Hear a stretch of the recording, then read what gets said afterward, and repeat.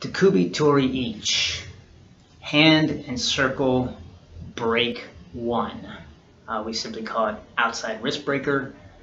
Te is hand, Kubi is to encircle, Tori is to lock or break, and Ichi is 1. It doesn't mean outside, but we do the outside techniques first. Outside wrist breaker. There's 2 versions of this. The first version is the traditional version from Okazaki, and then the second version is an extra one added by Sensei, going from just a wrist breaker but into a standing armbar.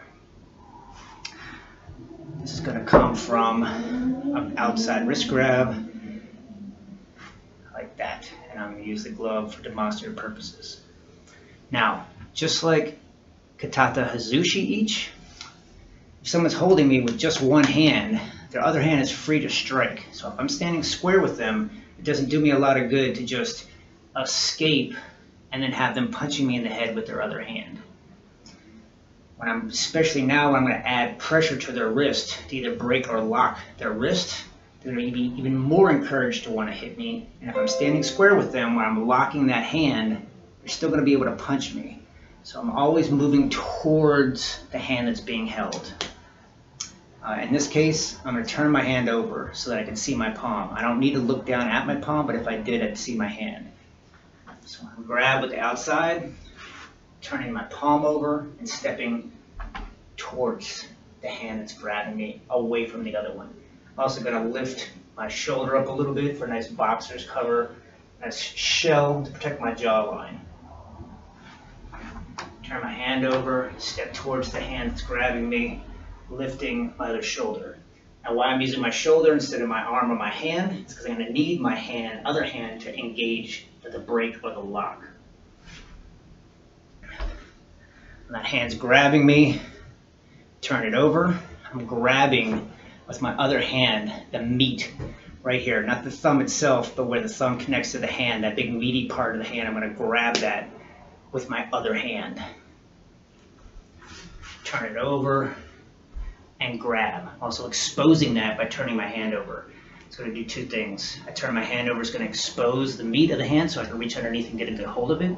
It's also going to weaken their grip. This is their strongest point versus weakest point. If someone's grabbing me with the wrist, I've got all their whole hand around my wrist. But if I turn it over, now it's just their thumb. And I can get my hand, it's my entire hand against their thumb versus my hand against their hand. Turn it over and step, grab the meat, and that can release my hand. Now, I'm not just going to pull my hand out, I'm going to turn it over so that my pinky is facing the back of the hand, and I'm going to, like a blade, cut right against the back of the knuckle line. Right here. Not above where the fingers are, but just below. I'm creating pressure, just like Katate or Katate Tori. Turn it over, step, protect my chin, grab underneath, turn my hand over, cut, and then step through. It's going to add extra torque and pressure to the wrist and get me even further away from that hand. The wrist is grabbing me. Turn it over, grab, and cut as I step through. You can practice this with a belt. Put one belt in the door with a knot on each end. Grabbing me with that outside wrist grab, turning my hand over, step, reach underneath, grab the belt, hand releases, and cut as I step through. Outside wrist grab, turn it over and step, reach underneath, escape, cut as I step through. Outside wrist grip, and outside wrist escape. That's the basic variation and the traditional Okazaki version. Sensei's variation is a little bit like our first variation from the outside wrist escape. Coming underneath, instead of cutting, I'm going to come underneath and I'm going to grab the wrist. So instead of coming all the way through, turning my wrist over and cutting to release, I'm coming out and I actually stick my thumb out, hook that wrist, and get a hold of the wrist. So if I'm being grabbed, the outside wrist grab, I'm coming underneath, that thumb is up, the catch the wrist. Outside trailing legs make a circular motion. I'm turning the hand over.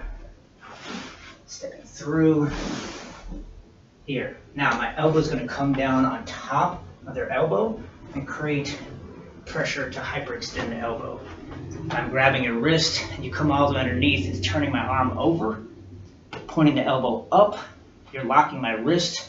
Your elbow is going to come down and hyperextend into the back of my elbow. You're grabbing my wrist and pulling up as your body weight is dropping down into the elbow.